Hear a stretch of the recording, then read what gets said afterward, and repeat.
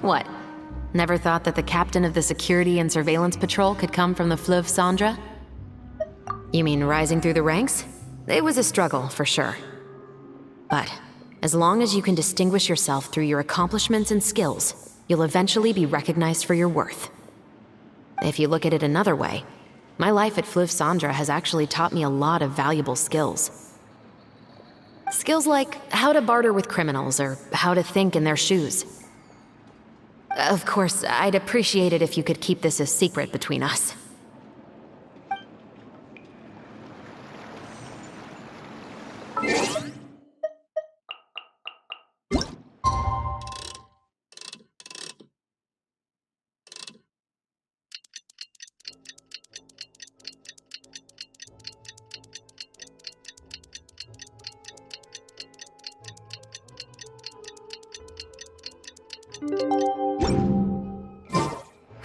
It's filming time again! Our schedule is jam-packed for the next couple of days, too. We've got so many different locations and sets to cover. Anyway, let's head out and meet up with the others.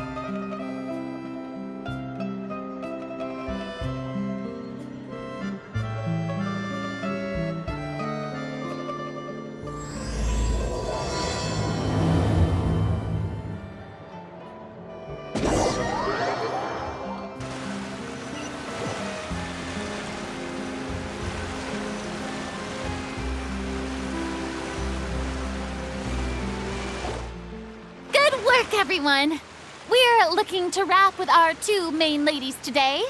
I can already smell our success. What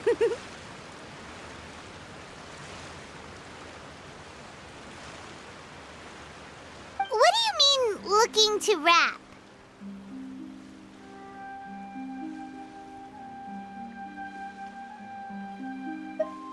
Oh, aren't you the expert now?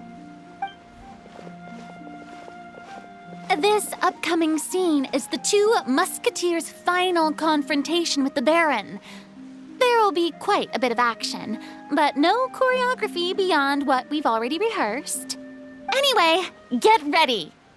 Lights, camera, action!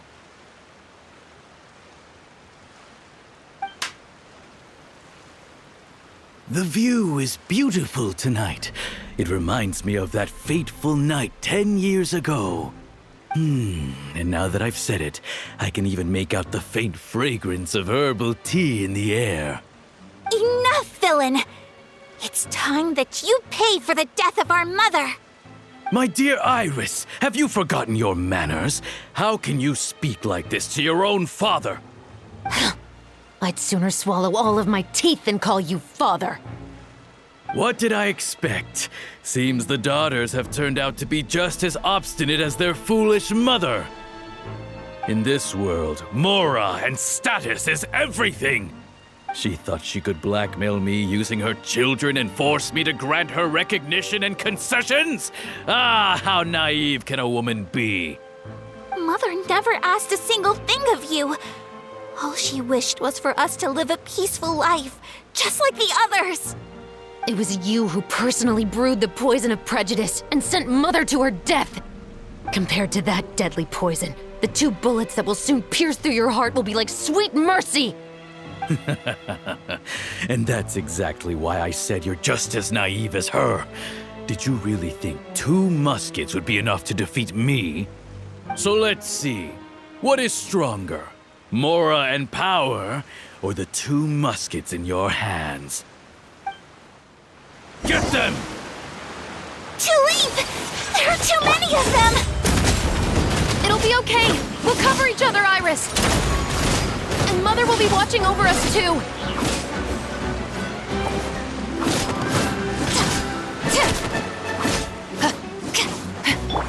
Take flight!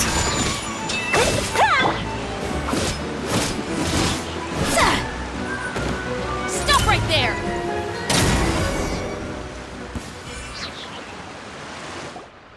You've lost. To think I'd lose to my own 2 kids. We are no children of yours, and we'll never call that place our home. Then tell me, what did you do all this for? You lost your mother, and will soon kill your father as well. What will you gain in the end, other than sentences for your crimes? We will gain our long-awaited justice.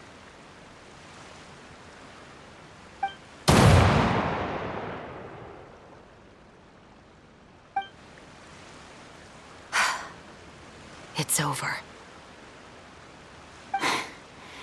Finally, it's over.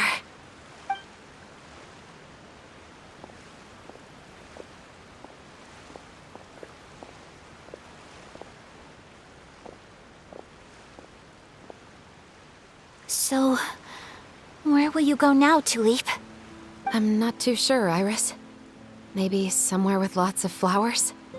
After all, Mother always did love going where the blossoms were. What about you?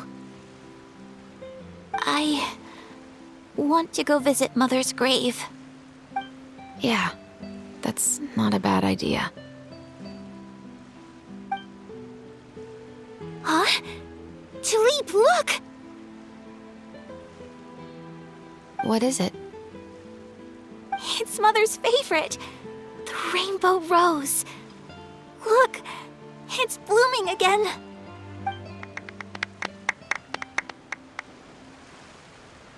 Excellent! That was beyond mesmerizing. Even I didn't expect this scene to go so well. And we got it in a single take. All right, everyone. We've got a wrap for Tulip and Iris. Congratulations, Ayaka and Chevreuse! Thank you. I didn't expect our parts to wrap so quickly. I wish I could savor the experience for just a bit longer. Paimon totally understands. Paimon's not ready to say goodbye to the clapperboard either. Filming has really been a lot of fun. You were great too, Chevreuse. The way you said, long-awaited justice. It gave Paimon chills. That is indeed my favorite line in the whole book. I still remember trying to act it out in my room the first few times I read it. Whoa, Paimon would have never guessed you're that type. Who doesn't like stories where the guilty are punished and justice prevails over evil? Don't forget, I'm the captain of the Special Security and Surveillance Patrol. Captain, I have something urgent to report. Please excuse me, everyone. I'll be back in just a moment. It's okay, don't worry about us.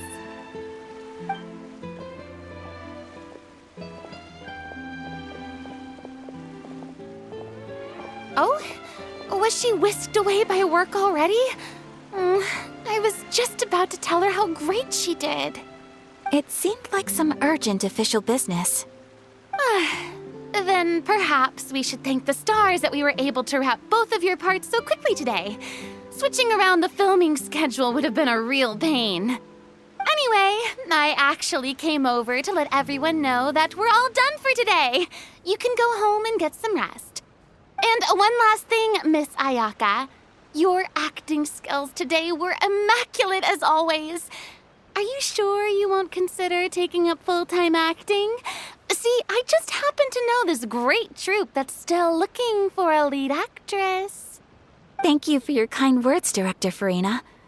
Unfortunately, there are still many matters that I have to take care of back home at the Yashiro Commission. I cannot remain in Fontaine to pursue an acting career. Nevertheless, I will make sure to treasure this incredible opportunity in my heart. Oh, that's a shame. But I understand. Just let me know if you ever change your mind. I believe it's also about time for me to take my leave. But hopefully I'll see you on set over the next few days. Even though my part's wrapped, I'd still like to swing by and help out the crew. See you tomorrow, Traveler in Paimon. Yep, see you tomorrow! Well, what should we do next? Maybe we'll go investigate the case some more with Chevres today. Traveler, Paimon, please come with me. Huh? Where are we going? You could say that our ship has finally chanced upon one of those small, remote islands of intel.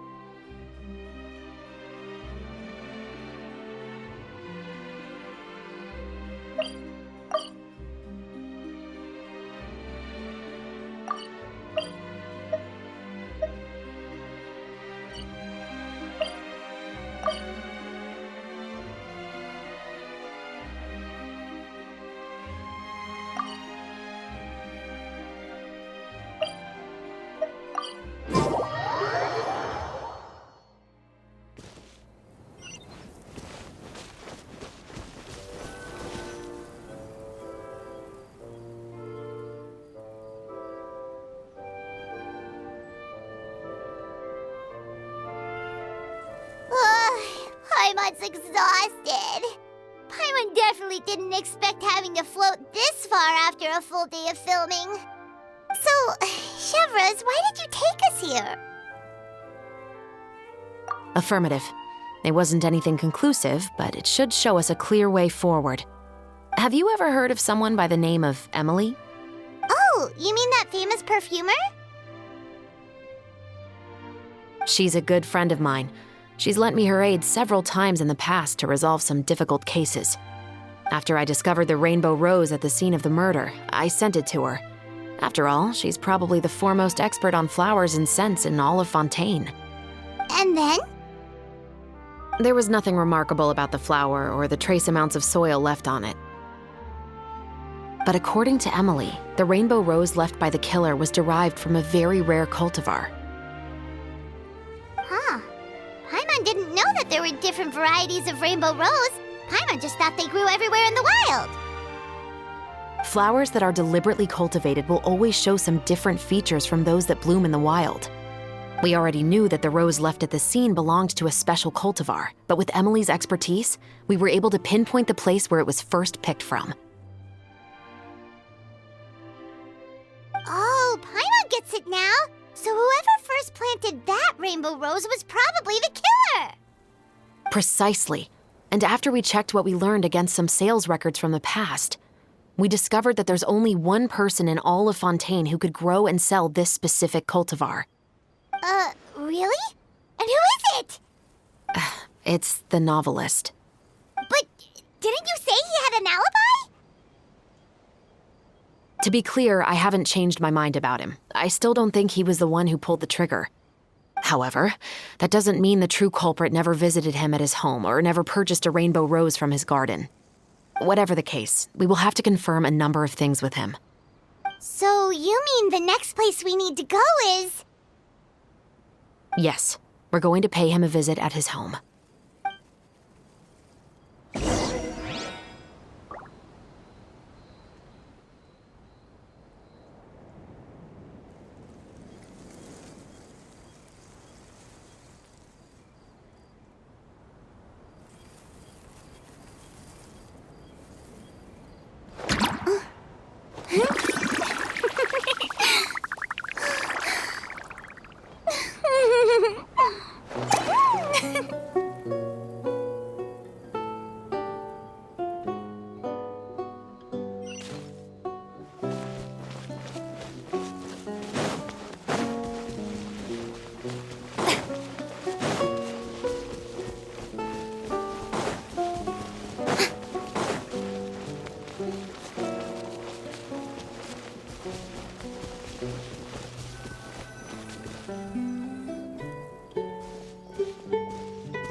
That should be his house. There are so many Gardamex stationed around the place. That's pretty unusual, right? According to what he told me last time we spoke, he hired them so he won't be harassed or disturbed. So there are a lot of flowers in his garden, but Paimon doesn't think we'll be able to pick one without alerting the Gardamex. Right, which is exactly why I think there has to be a special connection between him and the killer. So, should we knock? Just wait here for now. I'd like to take care of a number of those Gardamex first. But they're so far away. How are you planning to do that? Don't forget, Paimon, I'm actually the real-life captain of the Musketeers.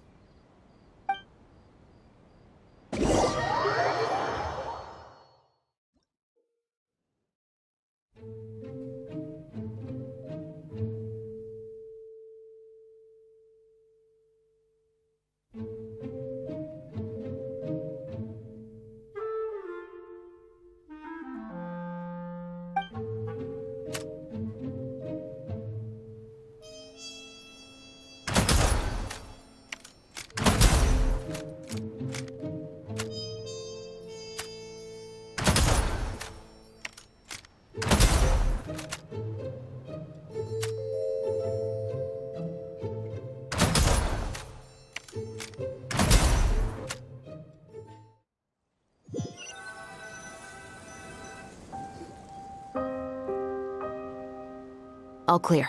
Let's go. Wait!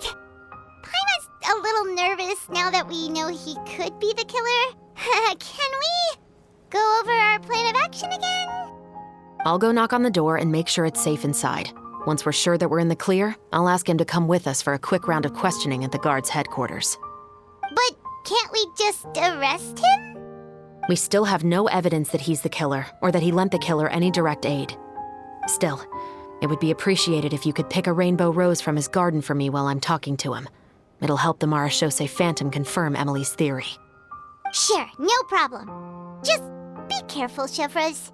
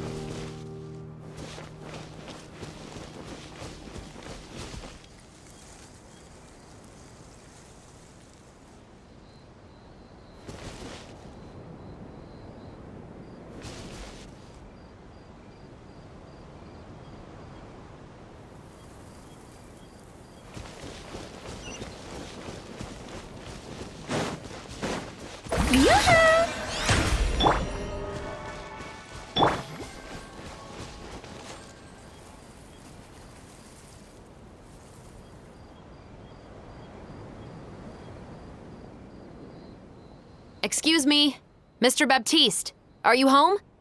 Who could it be at this hour? Oh, it's you, Officer Shavras. Would you mind accompanying me to the guard's headquarters, Mr. Baptiste? We would like to ask you some questions about a case. Oh, is it still regarding the murder case from before? I cannot confirm or deny that at this time. So it is then. Listen, I need you to come with me, Mr. Baptiste. Miss Shavras, I'll save you the trouble. Oh, and you two over there? There's no need for you to pick my flowers either. It's not time for them to bloom yet.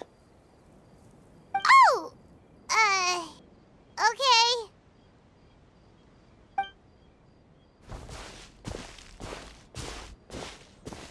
By saving me the trouble, you mean... I will confess, I was the killer.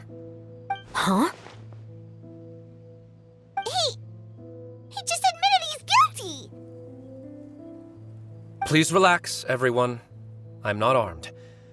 The musket you're looking for has been buried in my backyard. Then it's my responsibility to inform you, Mr. Baptiste, that everything you say right now will be used as evidence for the inevitable trial. Yes, I am perfectly aware of that. I must say, I hate this feeling. Oh? Is it because I confessed? Or because you've been proven wrong? Both, I suppose.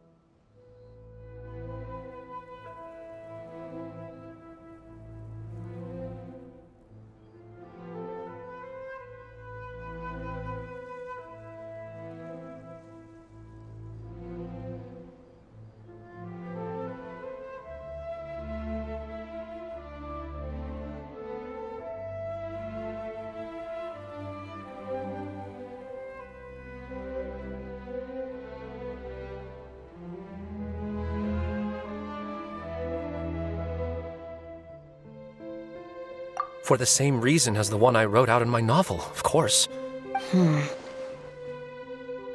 I know you haven't figured out the link between the two of us. Had you done so, I'd have been taken away to the headquarters a long time ago. But that won't stop me from always remembering his grotesque face. After all, he was the one who killed my mother. Your mother is still healthy and well. You know, I was adopted as a child. I was referring to my birth mother. That was never recorded in the orphanage's records. Please forgive a 6-year-old child for concocting some lies to protect himself after watching his mother die right in front of him. So, your novel, it was like a record of your life? No, of course not. It was a work of fiction with many embellished parts.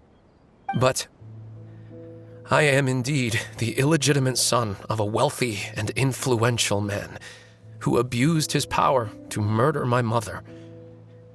That part was 100% real. But the man you killed didn't have a Mora to his name. He was a hired assassin, an irredeemable beast who sank his fangs into a defenseless woman just for a few bags of Mora.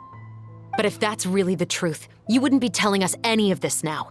You still haven't managed to take revenge against your father, the true mastermind behind it all. I never thought I'd hear that kind of thing from the captain of the Special Security and Surveillance Patrol. I'm simply skeptical about your motives. It's simple, really. I've grown tired of everything and don't want to shoulder this burden anymore. You may have considered me too soft to pull the trigger.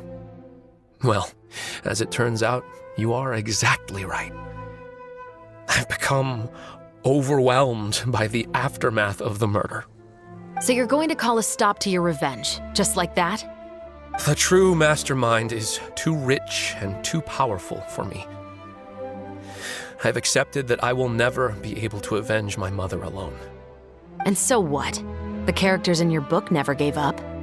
Now, Officer Shavras, I'm the one who has killed a man, aren't I? Are you trying to convince me to commit another crime? What's your father's name?